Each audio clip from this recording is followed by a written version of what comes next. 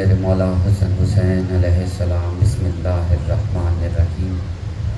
الحمدللہ المعروف رب العالمین، والصلاة والسلام علی اشرف الانبیاء والمرسلین، وخاتم النبیین ابی القاسم محمد۔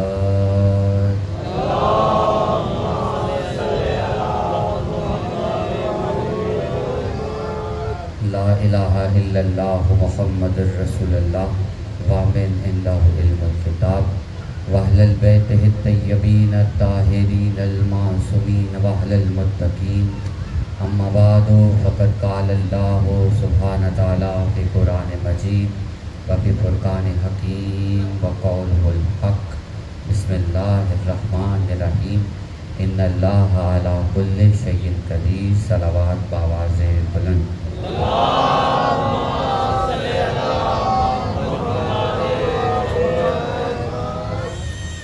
ایک مرتبہ پھر سے مل کر صلوات پڑھ لیجیے بآواز بلند۔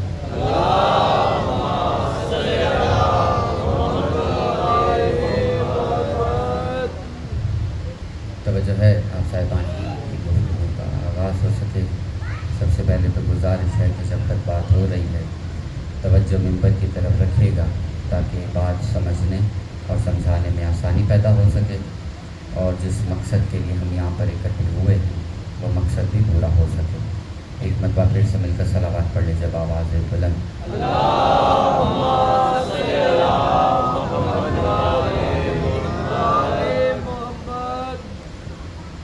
چونکہ آج 7 محرم الحرام ہے،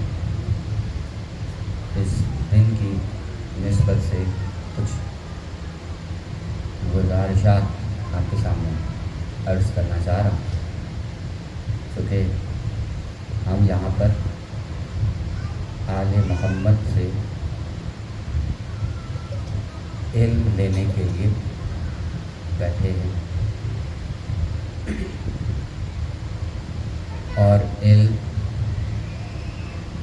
حاصل کرنے کا جو پہلا طریقہ ہے وہ ادب ہے۔ جب تک کہ انسان محمد صلی اللہ علیہ وآلہ وسلم اور آل محمد کا ادب نہیں کرے گا، اسے علم جیسی نعمت سے نوازا نہیں جا سکتا۔ اب صرف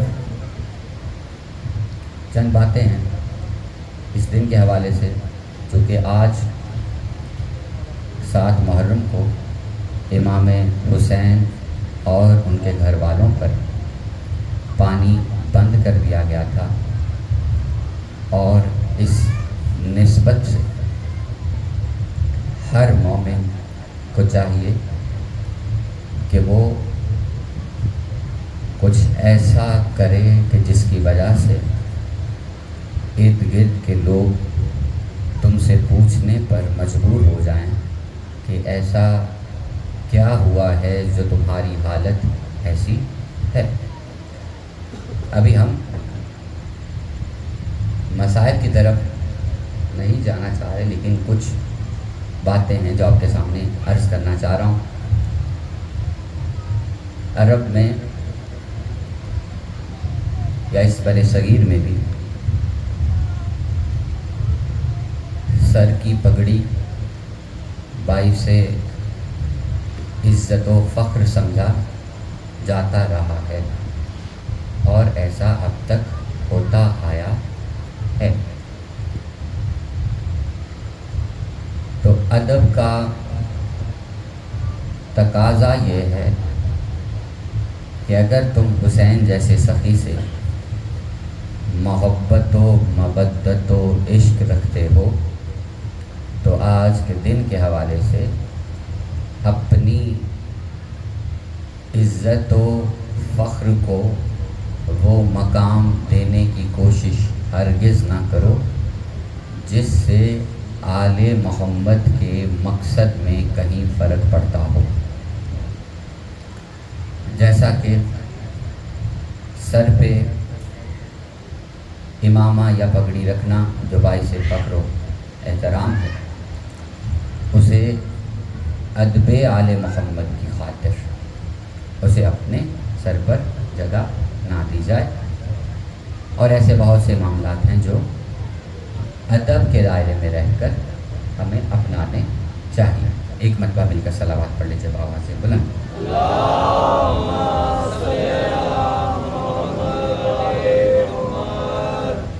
آج کے دن کے حوالے سے ہم پوری کوشش کریں گے کہ فضائل یا علم کی باتیں کم سے کم ہوں اور آل محمد پر آنے والے مصائب کے بارے میں باتیں کچھ زیادہ ہو سکیں. لیکن شرط یہ ہے کہ نگاہیں سماعتیں توجہ منبر کی طرف ہو تاکہ ہم جس مقصد کے لیے یہاں پر بیٹھے ہیں اس مقصد سے ہم کہیں ادھر ادھر نہ ہو.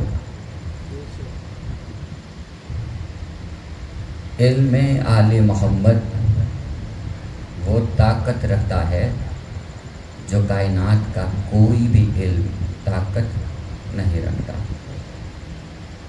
اب چونکہ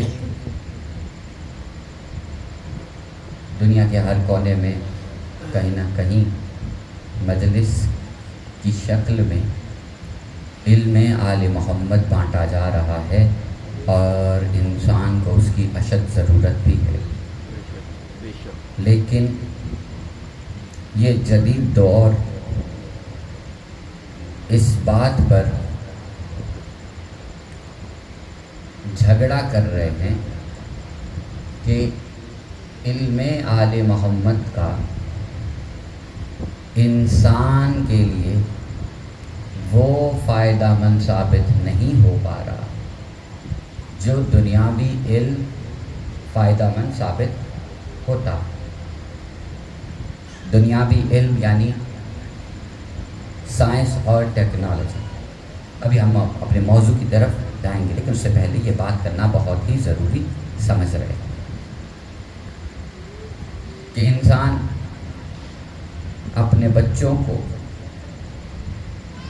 اس بات کی ترغیب دینا زیادہ پسند کرتا ہے کہ وہ سائنس اور ٹیکنالوجی کے بارے میں علم حاصل زیادہ کرے. علم آل محمد وہ حیثیت نہیں رکھتا جو حیثیت سائنس اور ٹیکنالوجی رکھتی ہے. تو اس حوالے سے ایک چھوٹی سی بات عرض کرنا چاہ رہا ہوں کہ سائنس اتنی ترقی کر سکتی ہے کہ سائنس کی مدد سے تم مکان بنا سکتے ہو, گھر نہیں بنا سکتے. پہنچ پا رہی ہے؟ مختصر سی بات. سائنس سے مکان بنایا جا سکتا ہے لیکن گھر نہیں بنایا جا سکتا. گھر مکمل تب ہوتا ہے جب دل میں وہ علم سمائے جس کی وجہ سے انسان حیوانوں سے بلند ہوتا آیا. اب صرف توجہ فرمائیے گا کہ علم آل محمد جس گھر میں ہو وہ مکان شکستہ حال ہو سکتا ہے, بوسیدہ حال ہو سکتا ہے, لیکن وہ گھر کبھی بھی اس حالت میں نہیں ہو سکتا جو خدا کو ناپسند ہے. اب صرف توجہ دلانا چاہ رہے ہیں کہ ہم بات کر رہے ہیں خالق اور مخلوق کے درمیان میں کہیں بسنے والے آل محمد کے بارے میں. تو آل محمد کی بات کرنے سے پہلے ہم بات کریں گے خالق اور مخلوق کے بارے میں. ہم مسلسل کئی دنوں سے کسی نتیجے پر پہنچنے کی بھرپور کوشش کر رہے ہیں. تو آج کی گفتگو کا جو مقصد ہے وہ بس اتنا ہے کہ ایک لفظ ہے جو ہم نے بہتوں بار سنا بھی ہے اور سمجھنے کی کوشش بھی کی ہے, لیکن کبھی بھی اس کے عرفان میں ڈوبنے کا مشاہدہ نہ ہم نے اس طریقے سے کیا نہ آپ نے اس طریقے سے کیا، وہ لفظ ہے معرفت۔ اب اگر ایک سوال کیا جائے آپ کے سامنے کہ جناب والا معرفت کہتے کسے، تو جواب میں ممکن ہے کہ کہا جائے کسی بھی شے کے چھپے ہوئے راز کو معرفت کہتے ہیں۔ تو صرف چند گزارشات ہیں جو آپ کے سامنے عرض کرنا چاہ رہا ہوں کہ معرفت کو سمجھنے کے لیے ہمیں پہلے کچھ چیزوں کے بارے میں پتہ ہونا بہت ضروری ہے۔ اللہ تبارک و تعالیٰ نے کسی بھی مخلوق کے خدا کو اس کے آغاز میں اسے معرفت میں مبتلا نہیں رکھا۔ پہنچ پا رہی؟ اب یہ بات تھوڑی سی سطح عمومی سے تھوڑی سی بلند ہونے جا رہی ہے، لیکن اگر آپ کی توجہ ہماری طرف رہی تو ہم ایک کسی نتیجے پہ پہنچ پائیں گے۔ خدا نے کسی بھی ذات کو، کسی بھی مخلوق کو معرفت سے اس کے آغاز میں اسے مبتلا نہیں رکھا۔ اسے معلوم نہیں تھا کہ معرفت کہتے کسے ہیں، اسے معرفت کے بارے میں ذرا برابر بھی علم نہیں تھا۔ یہ ٹھیک اسی طرح ہے جیسے علم کے بارے میں۔ اب ہم اس ممبر کے توسل سے ایک چھوٹی سی گزارش کرنا چاہ رہے ہیں، کیونکہ کل ہم نے علم کے بارے میں بات کی اور آج ہم معرفت کے بارے میں بات کر رہے ہیں، اور بہت سے چہرے ایسے سوال پیدا ان کے چہروں پر ہونا شروع ہو جائیں گے کہ علم اور معرفت دونوں ایک ہی چیز ہے، آپ بس نام بدل کر بات کرنا چاہ رہے ہیں۔ تو میں آپ کے سامنے عرض کرنا چاہ رہا ہوں، علم اور ہے، معرفت اور ہے۔ جس کے پاس علم ہو ضروری نہیں کہ اس کے پاس معرفت بھی ہو۔ اب جملہ بدل کے آپ کے سامنے عرض کرنا چاہ رہا ہوں، جس کے پاس معرفت ہو تو ممکن نہیں، لازم ہے کہ اس کے پاس علم ہونا چاہیے۔ اب جو صاحب علم ہو اسے ضرورت رہتی ہے معرفت کی، جس کے پاس معرفت ہو اس میں شک نہیں کیا جا سکتا کہ اس کے پاس علم ہے یا نہیں، کیونکہ معرفت علم کے بعد آنے والی شے کا نام ہے۔ اور علم کے بارے میں ہم نے گزشتہ دنوں میں بات کی کہ اللہ نے انسان کو ماں کے پیٹ سے اس حالت میں نکالا کہ اسے ذرہ برابر بھی علم نہیں تھا، لیکن معرفت کے بارے میں طریقہ کار کچھ مختلف ہے۔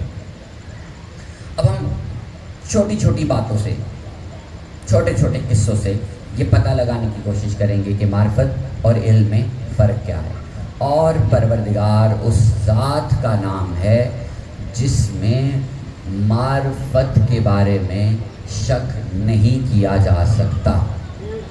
پہنچ پا رہی بات؟ اب صرف توجہ رکھیے گا، اللہ تبارک و تعالیٰ نے آدم علیہ السلام کو کچھ نام یاد کروائے۔ یہ نام یاد کروانا بتا رہا ہے کہ یہ نام علم ہے، معرفت نہیں۔ سمجھ میں آ رہی بات ہے؟ یہ علم ہے، معرفت نہیں۔ آدم کے پاس علم کا آ جانا ثابت نہیں کرتا کہ معرفت بھی ہے۔ معرفت کسی اور محنت کی متحمل رہتی ہے۔ اب یہ جملہ تھوڑا سا نیا بھی ہے اور مشکل بھی ہے، لیکن ہم ساتھ ساتھ چلیں گے انشاءاللہ۔ ایک مرتبہ مل کر صلوات پڑھ لیجیے باوڑ سے، بولیں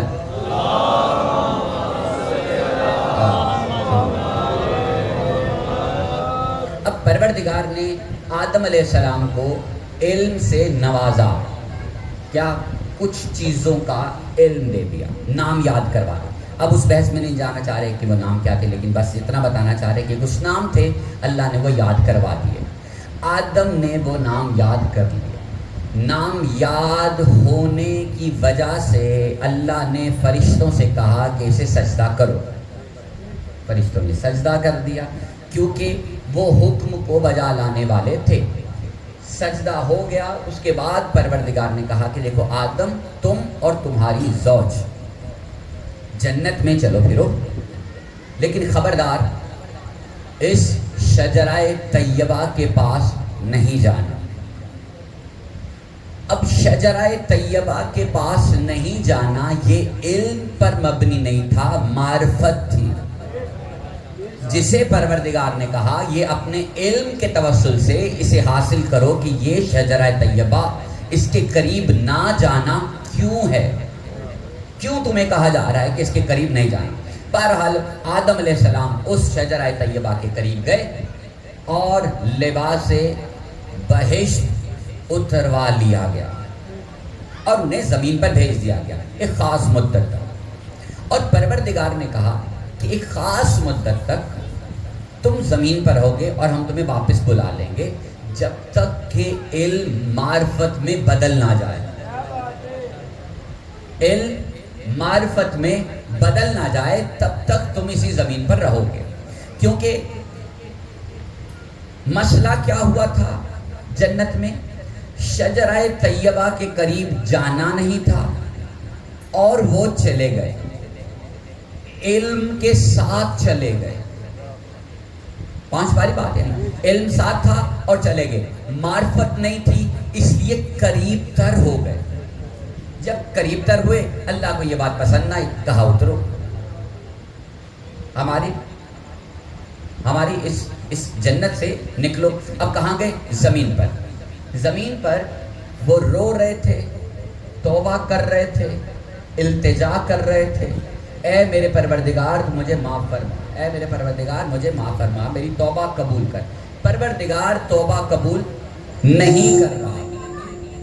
5 باری بات، پروردگار توبہ قبول نہیں کر رہا تھا۔ اب اسی سارے عمل کے دوران جس میں توبہ قبول نہیں ہو رہی تھی، آدم کسی ایسی جگہ سے گزرے جہاں پر کوئی آگ روشن کر کے بیٹھا ہوا ہے۔ اب اس ذات نے آدم کو بتایا کہ توبہ قبول ہونے کے لیے کسی اور طریقے کا استعمال کرنا پڑتا ہے۔ جو طریقہ بتایا وہ علم نہیں، معرفت تھا۔ 5 باری بات، وہ علم نہیں تھا، کیا تھا؟ معرفت تھا۔ اب ذرا غور فرمائیے گا، اللہ نے جس نام کا علم دیا وہ بھی آل محمد، اور جس کا واسطہ دینے کے لیے اس ذات نے بتایا وہ بھی آل محمد۔ اب علم آل محمد اور معرفت آل محمد میں ایک بہت گہرا فرق ہے، وہ سمجھنے کی بہت ہی اشد ضرورت ہے۔ بالکل توجہ ہماری طرف رکھیے گا، وہ فرق پتہ لگانے کی بہت ہی زیادہ ضرورت ہے۔ ایک ہے علم آل محمد اور ایک ہے معرفت آل محمد۔ اگر فقط علم آل محمد ہو اور معرفت آل محمد نہ ہو تو جتنی مرضی توبہ کرو قبول نہیں ہے، جتنی مرضی توبہ کرو قبول نہیں ہے۔ جب معرفت آل محمد ہو جائے تو توبہ اللہ آدم کی بھی قبول کرتا ہے، یونس کی بھی قبول کرتا ہے، یوسف کی بھی قبول کرتا ہے۔ 5 باری بات، ایک مرتبہ مل کر صلوات پڑھ لیجیے بابا سے، بلند۔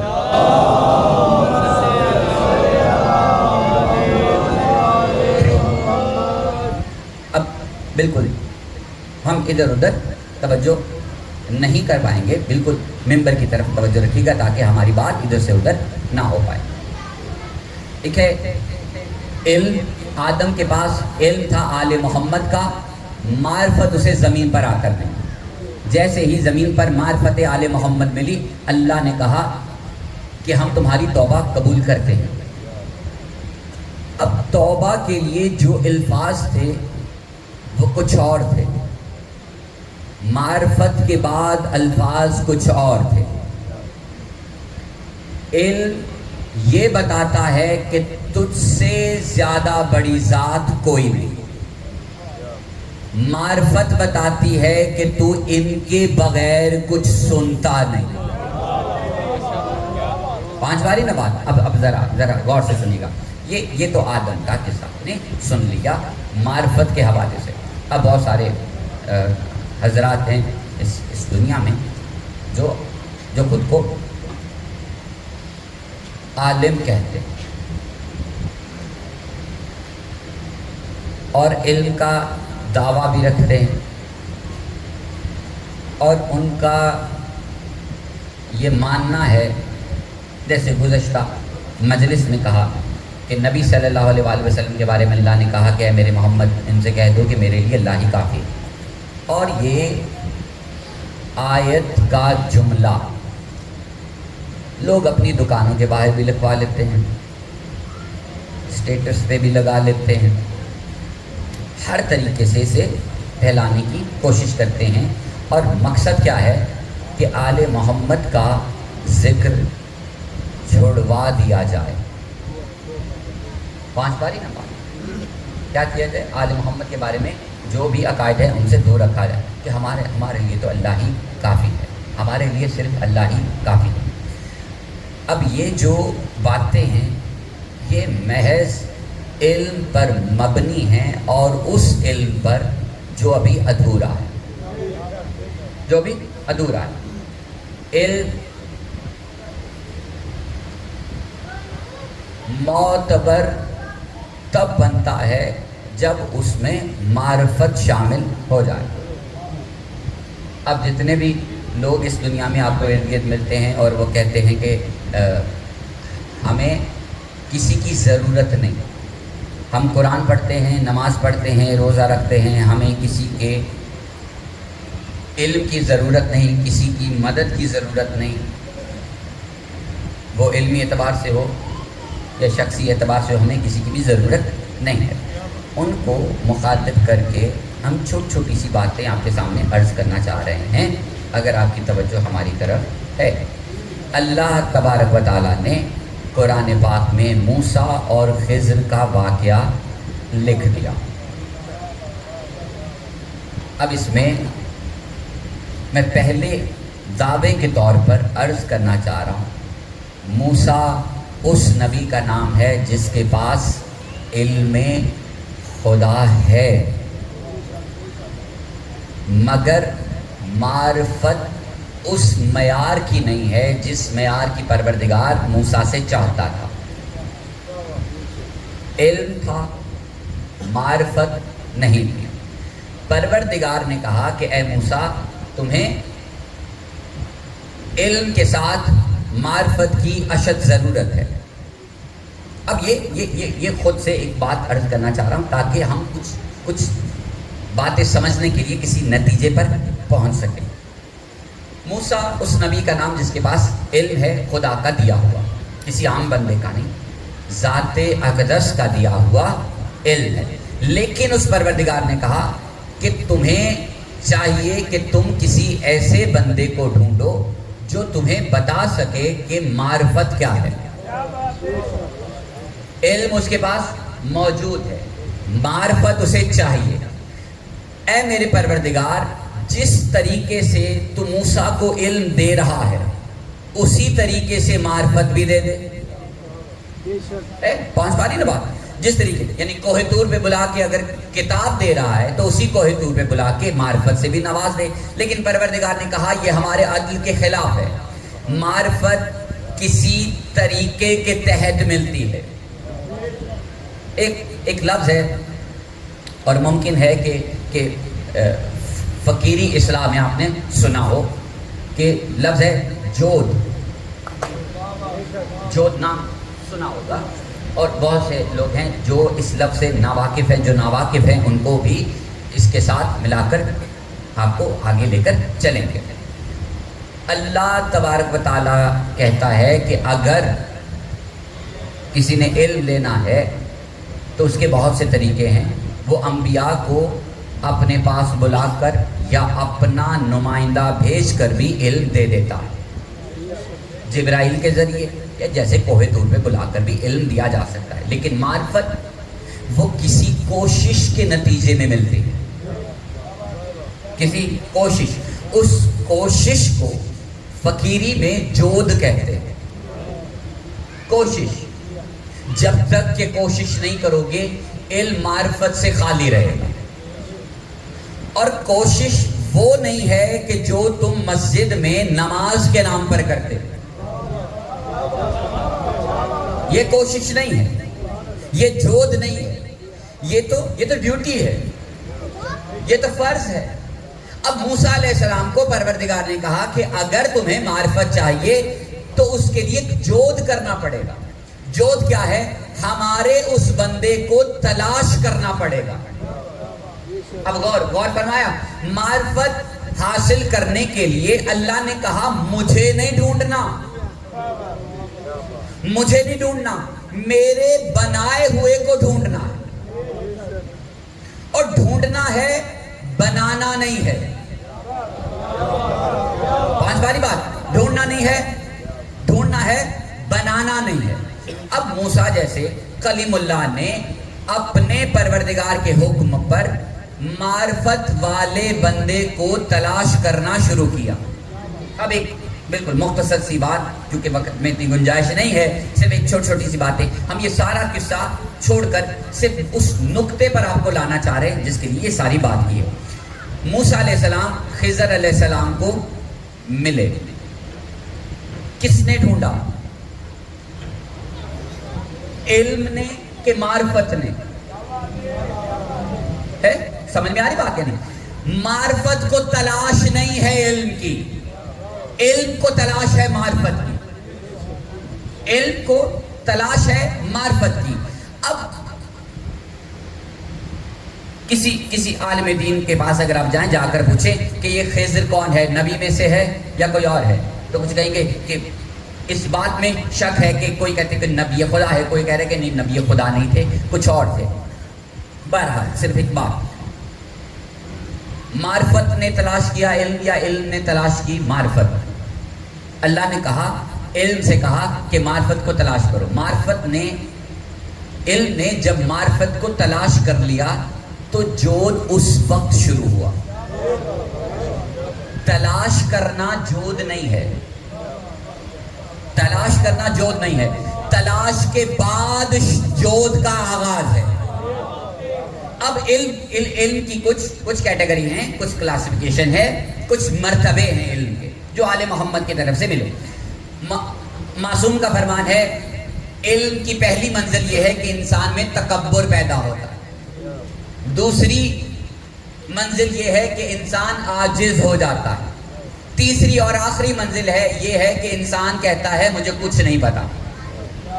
اب اس بات میں بہت سے طریقے نکل آئیں گے, لیکن ہم اس طرف جانا نہیں چاہ رہے, صرف اس بات پر آپ کو لانا چاہ رہے ہیں جس کے لیے ساری بات کی ہے کہ موسیٰ نے خضر کو تلاش کیا. تلاش کے بعد جود شروع ہوا. جود کیا تھا؟ اب علم میں یہ ہے کہ علم بار بار سوال کرتا ہے.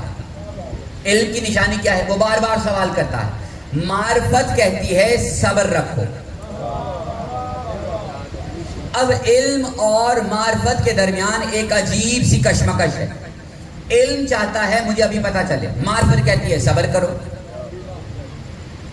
علم بار بار سوال کر رہا ہے, آپ نے ایسا کیوں کیا, آپ نے ایسا کیوں کیا, آپ نے ایسا کیوں کیا. معرفت کہہ رہی ہے ہم تمہیں جواب نہیں دیں گے کیونکہ تم صبر کرنے والوں میں سے نہیں ہو, تم صبر کرنے والوں میں سے نہیں ہو.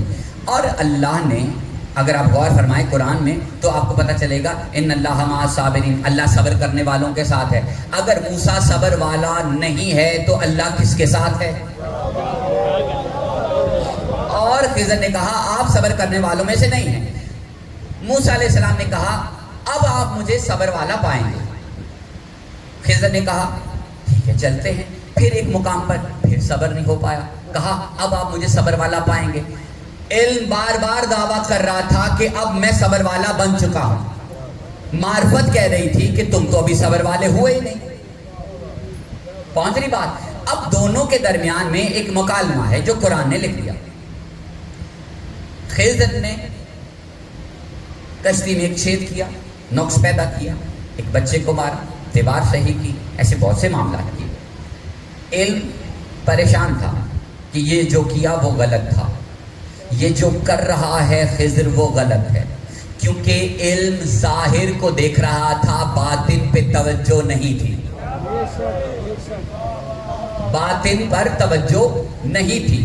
علم ظاہر کو دیکھ رہا تھا، باطن کو دیکھ ہی نہیں رہا تھا. اور معرفت کا طریقہ کار ہی یہی ہے کہ وہ ظاہر کو دیکھتا ہی نہیں ہے، اس کی توجہ ساری باطن پر ہے. اب ذرا غور فرمائیے گا، خضر علیہ السلام نے موسیٰ علیہ السلام کو بتایا کہ میں نے ایسا کیوں کیا. جب پتہ چلا تو پتہ چلا کہ ہاں یہ تو خضر نے صحیح کیا. اب معرفت کس کے پاس آئی؟ موسیٰ کے پاس منتقل. موسیٰ کو کیا سمجھایا جا رہا ہے کہ جو دکھ رہا ہے اسے ماننا نہیں ہے. اب علم میں اور معرفت میں فرق اتنا ہے کہ لوگ جب آل محمد کو سمجھنے کی کوشش کرتے ہیں تو وہ علم کا سہارا لیتے ہیں. آل محمد کو سمجھنے کے لیے علم کا سہارا لیتے ہیں، اور علم کے سہارے سے آل محمد کا ظاہر نظر آئے گا، باطن تو نظر ہی نہیں آئے گا. جب باطن نظر نہیں آئے گا تو آل محمد میں شک پڑے گا، آل محمد میں شک پڑے گا تو اپنے جیسے لگیں گے، اپنے جیسے لگیں گے تو علم بھی بے قدرہ بن جائے گا. پانچ پاری بات. اب صرف ایک دو باتیں آپ کے سامنے عرض کرنا چاہتا ہوں، بالکل توجہ سے سنیے گا. جتنے بھی افراد اس وقت دنیا میں عزاداری امام حسین کے خلاف ہیں، ان کے پاس جو بھی ثبوت ہیں وہ ظاہر کے ہیں. جو بھی ثبوت ہیں وہ ظاہر کے ہیں. اور یہ بات سمجھنا بہت ضروری ہے ہمارے سامعین کے لیے کہ ان کے پاس جو بھی دلائل ہے، جو بھی ثبوت ہیں، کیا ہے؟ ظاہر ہے. صرف سمجھانے کی غرض سے یہ مثال دے رہا ہوں اور منبر کے تقدس کو سامنے رکھتے ہوئے بات کر رہا ہوں. جو عزاداری امام حسین کے خلاف بات کر رہے ہیں وہ شاید اس جیسے لگ رہے ہیں جیسے موسیٰ نے خضر سے بار بار سوال کیا کہ آپ نے یہ غلط کیا. سوال صرف چھوٹا سا، ہمارا ہاتھ سینے پہ آیا، کہا غلط ہے. آپ یہ ہاتھ ظاہر دیکھ رہے ہیں، ہم نے تو باطن سمجھ کر رکھا ہے، باطن میں سمجھ کر رکھا ہے. سر بازار اپنی قمیض کو اتارا، آپ نے ظاہر کو دیکھ کر کہا یہ بے ادبی ہے انسان کی. ہم نے باطن کو سمجھ کر یہ قمیض سر میدان اتار دی. آپ نے ہاتھ میں ایک زنجیر پکڑا، آپ نے ظاہر کو دیکھ کر کہا یہ انسان کے جسم پر ایک ظلم ہے. ہم نے فوراً کہا کہ ہم نے تو معرفت کو سمجھ کر پھر یہ زنجیر ہاتھ میں پکڑا. پانچ باری بات. اب وہی فرق رہے گا جو موسیٰ اور خضر کے درمیان. علم والا معرفت والے کو غلط ہی سمجھتا آیا ہے. پانچ باری بات. اب صرف غور فرمائیے گا، اگر یہ عزاداری کسی بھی لحاظ سے، کسی بھی وجہ سے علم کے کسی بھی طریقے کو سامنے رکھتے ہوئے، کسی بھی پیمانے پر رکھ کر یہ بری ہے، تو ہم آل محمد کے حسین کے بارے میں ایک چھوٹی سی بات آپ کے سامنے عرض کرنا چاہ رہے ہیں، اگر آپ کی توجہ ہے. امام حسین عالی مقام کا مدینے سے کربلا کی طرف اپنے اہل و عیال کے ساتھ جانا علمی اعتبار سے غلط ہے. پانچ باری بات. علمی اعتبار سے غلط ہے، لیکن کوئی کہتا کیوں نہیں؟ کیونکہ تعلق رسول خدا سے ہے، اس لیے محتاط ہو جاتے ہیں. لیکن کوئی بھی اس کے بارے میں بات نہیں کرتا. وہ کہتا ہے کہ نہیں، حسین جیسے سکن کیا تو صحیح کیا ہوگا نا. لیکن اگر علمی بحث کرے تو آپ کو پتہ چلے گا کہ یہ تو غلط ہے. نابالغ بچوں کو جنگ کی اجازت دینا یہ شرعی طور پر صحیح نہیں ہے. پانچ باری بات. اب موسیٰ کے مقام پر آ کر حسین سے یہ سوال کرنے کی جرت کرو تو آپ کو پتہ چلے گا حسین کا بہت سارے عمل کربلا میں آپ کو غلط دکھائی دیں گے، لیکن جیسے ہی معرفت اندر اترے گی تو حسین کے اکبر سے لے کر اصغر تک ہر عمل صحیح دکھے گا. ہر عمل صحیح دکھے گا. اگر یہ بات سمجھنی ہے تو ہمیں یہ سمجھنا ہوگا کہ آل محمد کے پاس جتنے بھی آئے وہ آغاز میں معرفت والے نہیں تھے، معرفت بعد میں آئی ہے. انسان کے آل محمد کے قدموں میں آنے کے بعد معرفت ہے. اگر ابھی بات سمجھ میں نہیں آئی تو آپ کو بتانا چاہ رہا ہوں، فضا کئی سال تک یہ سمجھتی رہی کہ ان پر یہ غربت کسی اور وجہ سے ہے. یہ غربت سے نکلنے کا ان کے پاس کوئی طریقہ کار نہیں. یہ فضا کا علم فضا کو بتا رہا تھا کہ ان کے پاس اس غربت سے نکلنے کا ان کے پاس کوئی طریقہ کار نہیں. میں ان کو ایک طریقہ بتاتی ہوں کہ یہ غربت سے کیسے نکل سکتے. جیسے ہی طریقہ بتایا آل محمد کے سامنے انسان نے اپنا علم رکھا، آل محمد نے اپنی معرفت رکھی. جیسے ہی علم پر آل محمد نے اپنی معرفت رکھی، اس کے بعد فضا نے کبھی اپنا علم نہیں رکھا. سمجھ میں آ رہی بات؟ اس کے بعد جناب فضا نے کبھی اپنا علم نہیں رکھا. اب صرف سمجھانے کی غرض سے ایک چھوٹی سی بات عرض کرنا چاہ رہا ہوں. انسان کبھی بھی آل محمد کے توسل کے بغیر معرفت سے اپنی جھولی بھر نہیں سکتا. آپ قرآن پڑھیں، آپ احادیث پڑھتے رہیں، کتابیں ساری پڑھ لیں، لیکن معرفت سے آشنا نہیں ہو سکتے جب تک کہ آل محمد کے سامنے خود کو گرا نہ لے. اب صرف ایک چھوٹی سی بات عرض کرنا چاہ رہا ہوں. معرفت کی ضرورت جب ہمیں پتہ چلی کہ انبیاء کو بھی ہے، اوصیاء کو بھی ہے، انسانوں کو بھی ہے، تو ایک سوال آپ کے سامنے عرض کرنا چاہ رہا ہوں کہ جب ہر مخلوق کو جسے اللہ نے زمین پر بھیجا اسے معرفت کی ضرورت ہے، تو ہمارا ایک سوال ہے کہ کیا آل محمد کو بھی معرفت کی کبھی ضرورت رہی ہے؟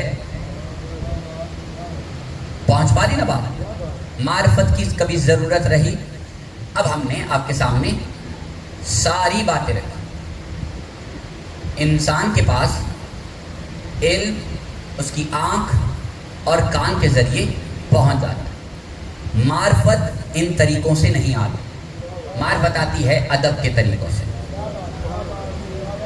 نبی صلی اللہ علیہ وآلہ وسلم کو لوگوں نے اپنا علم بتایا اور کتابوں میں لکھا ہے. ہم ان بحث میں نہیں جانا چاہ رہے، صرف چلتے چلتے ایک چھوٹی سی بات عرض کرنا چاہ رہے ہیں. کسی صحابی نے نبی صلی اللہ علیہ وآلہ وسلم کو کہا کہ خواتین پردہ نہیں کرتی تو میرا مشورہ ہے کہ آپ انہیں پردے کا حکم دیں. یہ وہ شخص یا وہ صحابی اپنا علم محمد کے سامنے رکھ رہا تھا، علم رکھ رہا تھا. اب جب انسان علم محمد صلی اللہ علیہ وآلہ وسلم کے سامنے رکھ رہا تھا، اسے نہیں معلوم تھا کہ صاحب معرفت کے سامنے رکھ رہا. اب لوگوں نے بہت سارے مشورے دیے اور کتابوں میں لکھا ہوا. مشورہ آل محمد کو دینا یہ ثابت کرتا ہے کہ معرفت ابھی نہیں ہے. معرفت ابھی نہیں ہے. اب صرف توجہ دلانے کے لیے چھوٹی چھوٹی سی باتیں آپ کے سامنے عرض کرنا چاہ رہا ہوں. کیا آل محمد کو کبھی ضرورت پیش آئی کہ ان کے پاس معرفت ہو؟ اب یہاں پر چونکہ سارے آل محمد کے چاہنے والے بیٹھے ہیں تو یہی کہیں گے کہ آل محمد کو محمد آل محمد کو کبھی بھی معرفت کی ضرورت نہیں. تو ایک چھوٹا سا سوال، اللہ کو کبھی معرفت کی ضرورت آئی؟ نہیں. آل محمد کو کبھی معرفت کی ضرورت پیش آئی؟ نہیں. اب خالق اور مخلوق کے درمیان فرق یہ ہے کہ جہاں سے معرفت ملے اسے خالق کہتے ہیں، جو معرفت لے رہا ہو اسے مخلوق کہتے ہیں.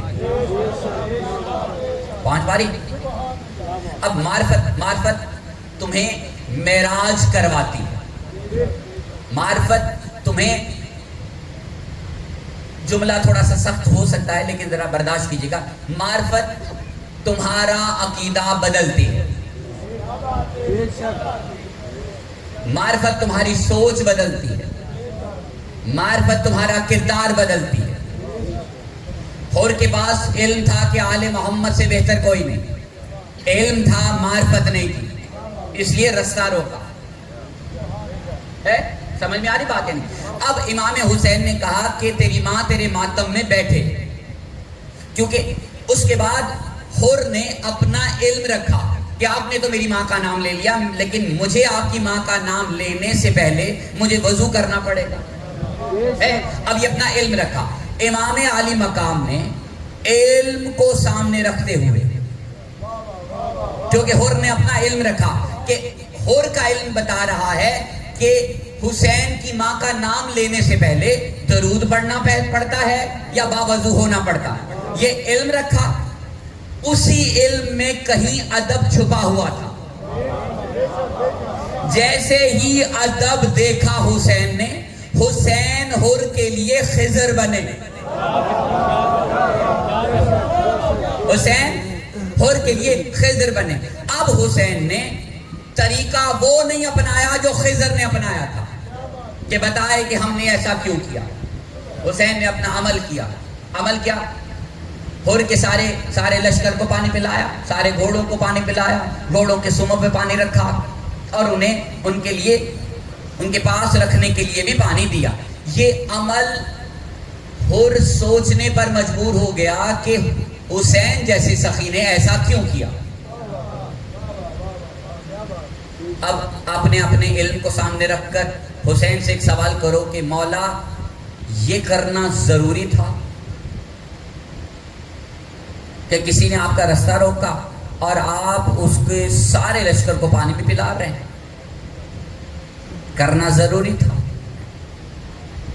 چھوٹے سے سوال کا چھوٹا سا جواب، حر نے وہاں پہ رستہ نہیں روکا، اپنا ادب رکھا،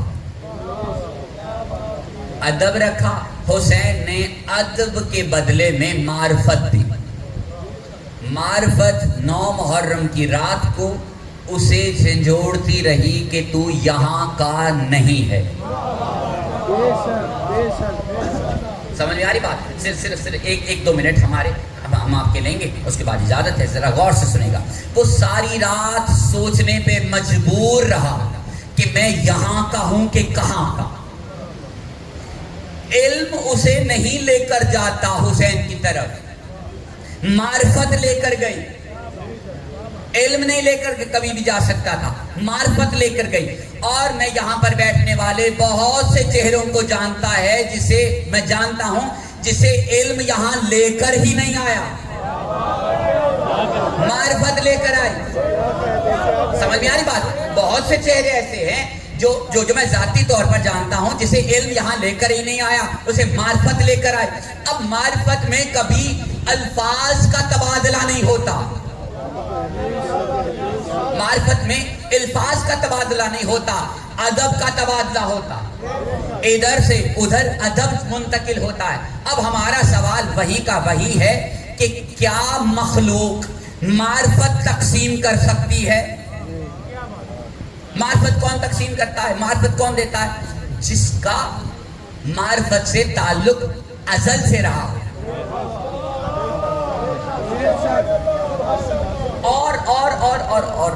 اور محتاط ہو کر ایک جملہ عرض کرنا چاہ رہا، وحد یہ معرفت ہے جو ڈائریکٹ اللہ سے نہیں ملتی، موسیٰ ہو تب بھی نہیں۔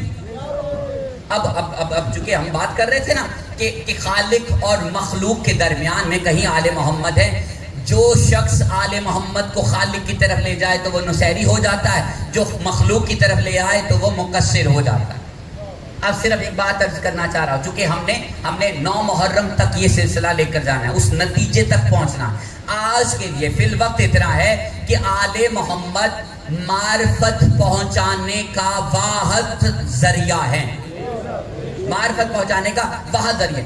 اللہ کبھی بھی براہ راست کسی کو معرفت نہیں دیتا۔ پہنچ پائی بات؟ اب اس پہ بیٹھ کر جہاں پر بھی جا رہے ہیں وہاں پر بیٹھ کر ایک دوسرے سے سوال کیجئے گا، کیا اللہ ان اللہ علی کل شیء قدیر نہیں ہے؟ وہ ہر چیز پر قدرت رکھتا ہے، لیکن وہ براہ راست کسی کو معرفت کیوں نہیں دیتا؟ وہ کسی فرشتے کے بھی توسل سے معرفت کیوں نہیں دیتا؟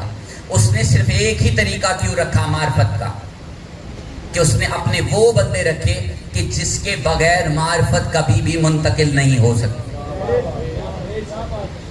اور معرفت علم سے بلند مقام پر ہے۔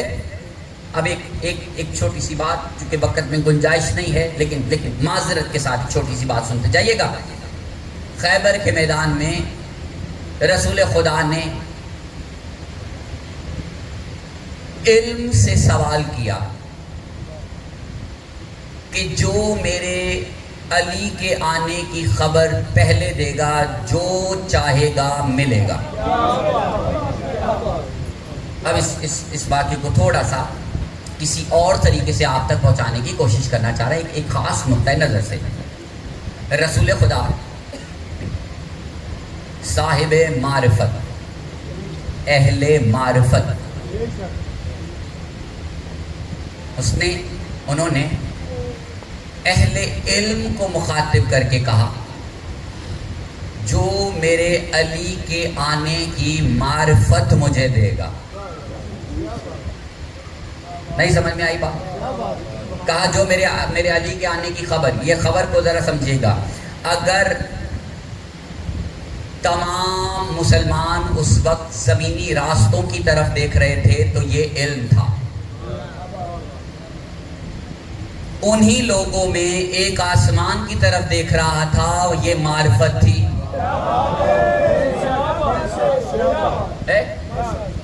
آسمان کی طرف دیکھنا معرفت تھا، اس وقت زمین کی طرف دیکھنا علم تھا۔ اب علم سارا مل کر علی ڈھونڈ رہا ہے اور علی مل نہیں رہا۔ کسی بوڑھے کی نگاہیں آسمان کی طرف ہیں اور وہ معرفت سے دیکھ رہا ہے کہ علی یہاں سے آئیں گے۔ لیکن ایک چھوٹا سا سوال، اس سے پہلے کبھی علی آسمانوں سے آئے؟ نہیں آئے۔ جب بھی آئے زمینی راستوں سے آئے۔ یہ سلمان کو کیسے پتا کہ آج علی زمینی راستے سے نہیں آئیں گے؟ اس میں کبھی بھی آل محمد نے نہیں بتایا، کیونکہ معرفت الفاظ کی محتاج نہیں ہے۔ نبی صلی اللہ علیہ وسلم نے کہا کہ جو میرے علی کے آنے کی خبر سب سے پہلے دے گا، جو مانگے گا اسے دیا جائے گا۔ سلمان نے خبر دی کہ آپ کے بھائی جو زمین و آسمان کے آپ کے جو بھائی ہیں وہ آ گئے۔ تو نبی صلی اللہ علیہ وسلم نے کہا مانگو، کیا مانگتے ہو؟ اب جسے مانگنے کا موقع ملا اسے سلیقہ ہی نہیں پتا۔ یہ معرفت لینے والوں کا شیوا ہے کہ انہیں مانگنا بھی نہیں آتا، وہ بھی کسی سے سیکھ کر آتے ہیں۔ اب اس سلمان نے مولا علی سے پوچھا کہ نبی نے کہا کہ مانگو، کیا مانگو؟ تو میں کیا مانگوں؟ کہا معراج کا ایک راز مانگو۔ یہ معراج کا ایک راز نہیں ہے، معرفت ہے۔ اب جو سلمان کو معراج کا ایک راز ملا ہے، اسی راز کی وجہ سے اگر یہ بات ابو ذر کو پتا چل جائے تو ابو ذر سلمان کو مار دے۔ ایک چھوٹی سی بات عرض کرنا چاہ رہا ہوں، اس دور میں اگر کلندر کہتے نا میں بندہ مرتضیٰ ہوں، تو کلندر یا جیل کی سلاخوں کے پیچھے ہوتے یا مار دیے جاتے۔ اب بات کہیں اور نہ چلی جائے، ایک مرتبہ مل کر صلوات پڑھ لیجئے باؤ سے بولیں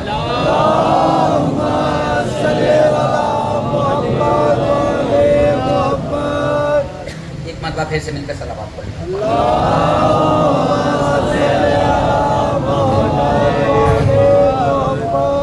اب باقی بات انشاءاللہ ہم کل بچت زندگی رہی تو ضرور کریں گے۔ آج ذکر کرنا ہے حسین کے اس شہزادے کا جس کے ناب کی زرہ کربلا میں موجود ہی نہیں تھی۔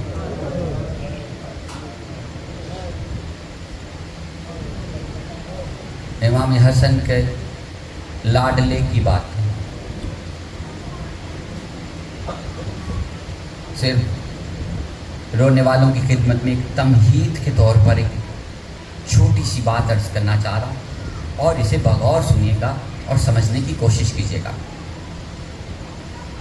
جناب ام فروا جب سے بیوہ ہوئی تھی اس کے بعد انہوں نے کبھی بھی اپنے بالوں کو خضاب نہیں کیا تھا. ان کی ایک خواہش تھی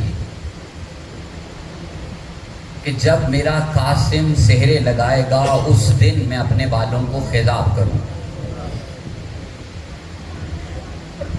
جانتے ہو جناب قاسم کی عمر تب کتنی تھی جب امام حسن کو زہر دیا گیا؟ تقریباً اتنی عمر تھی جس عمر میں سکینہ یتیم ہوئی.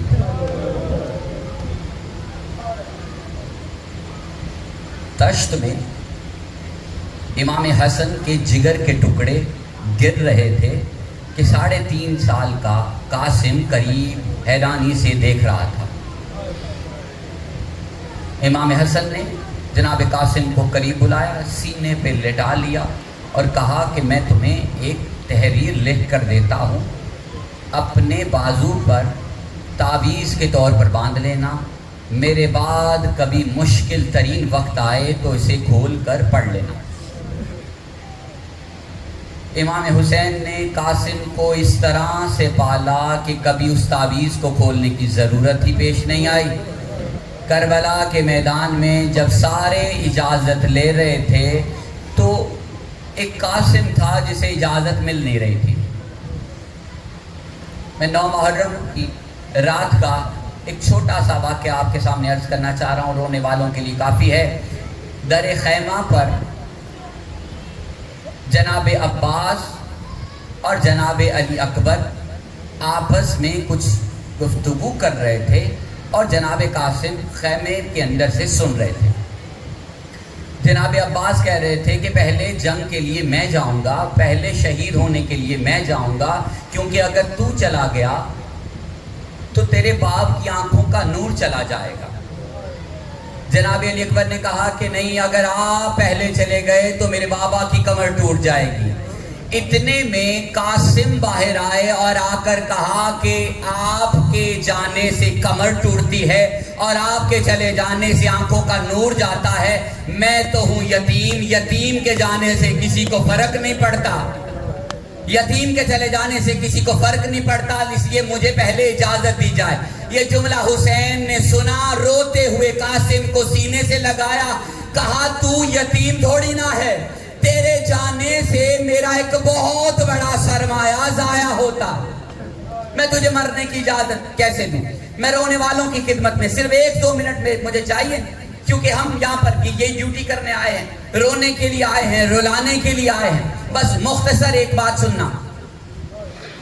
ماں نے اپنے بیٹے کو تیار کیا اور اس حسرت کو ذہن میں ضرور رکھنا کہ ماں نے کبھی اپنے بالوں کو خضاب اس لیے نہیں کیا کیونکہ جب کبھی قاسم صحرا لگائے گا اس دن اپنے بالوں کو خضاب کرے گی. اب یہ شہادتوں کا دن ہے. جناب قاسم کو تیار کیا اور گھوڑے پر سوار کیا. ایک جملہ عرض کرنا چاہ رہا ہوں اور محتاط ہو کر ایک اشارے میں کہنا چاہ رہا ہوں. جن کو نہیں پتا کہ 13 برس کا انسان کتنا ہوتا ہے اسے بتانا چاہ رہا ہوں کہ عباس نے اٹھا کر قاسم کو گھوڑے پر بٹھایا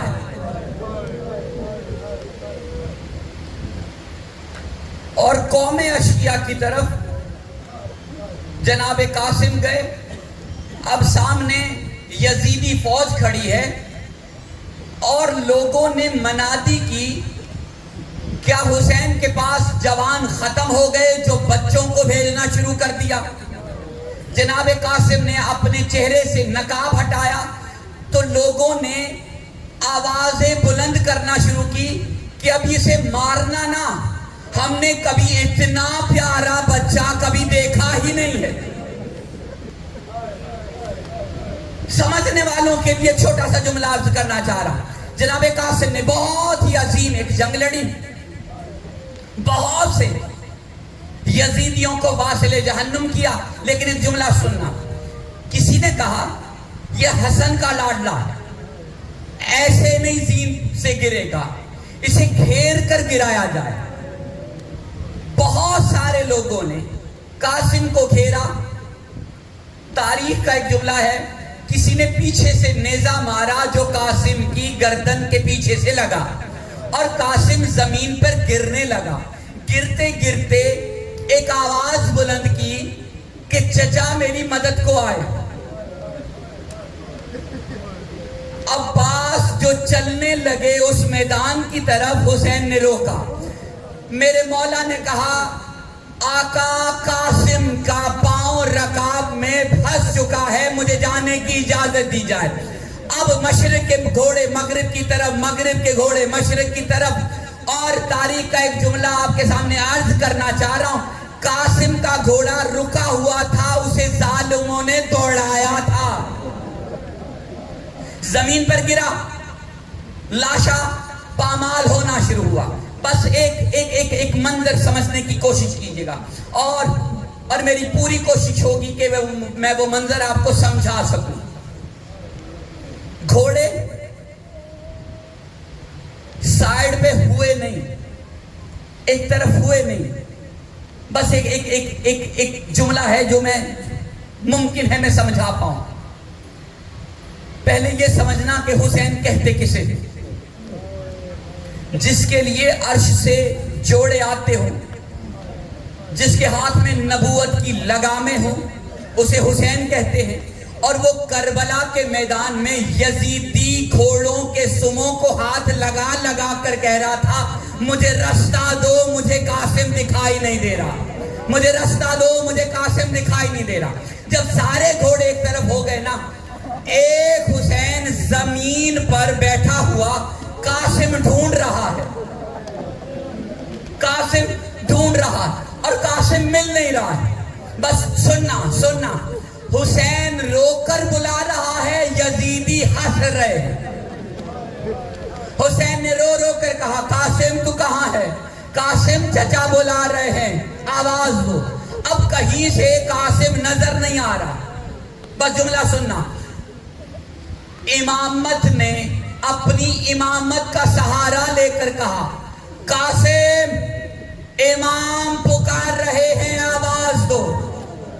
قاسم امام پکار رہے ہیں, آواز دو. کبھی کسی گھوڑے کے سن کے نیچے سے ایک ٹکڑا نکلا, کہا لبیک یا حسین. کبھی ادھر سے ایک ٹکڑا آیا, لبیک یا حسین. قاسم کے ٹکڑے ریت میں آلود ہو چکے.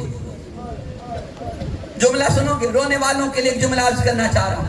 حسین نے اپنی آبا کو زمین پہ بچھایا اور قاسم کو اکٹھا کرنا شروع کیا. قاسم کو اکٹھا کیا, ایک گٹھڑی سی بنائی اور کندھے پہ اٹھائی اور خیموں کی طرف. میں سارا قصہ مختصر کر کے ایک چھوٹی سی بات عرض کرنا چاہ رہا ہوں. حسین جیسے ہی خیمے کے قریب آئے, ماں دیکھتی رہی میرا قاسم کہاں ہے, ماں دیکھتی رہی میرا قاسم کہاں ہے. خیمے میں آئے, امام حسین نے کہا یہ تیرا قاسم ہے.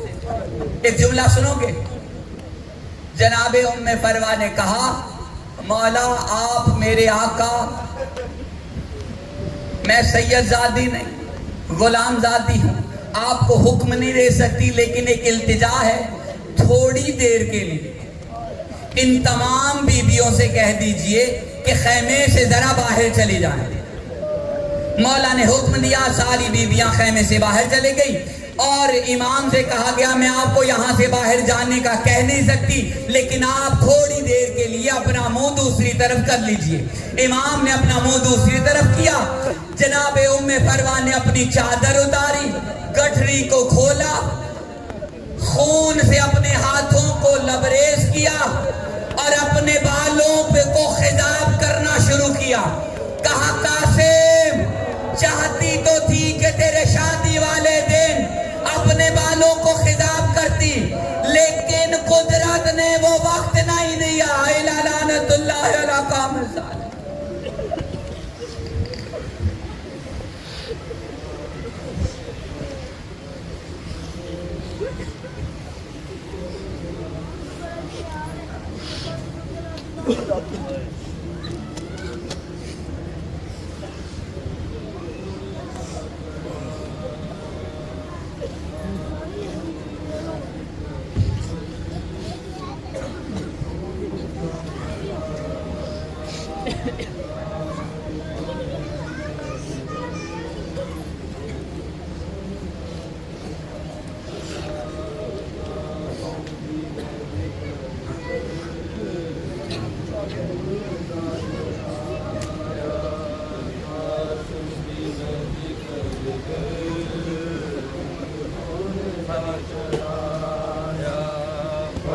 वादा बनड़ा खैमे पर वादा बनड़ा खैमे हाय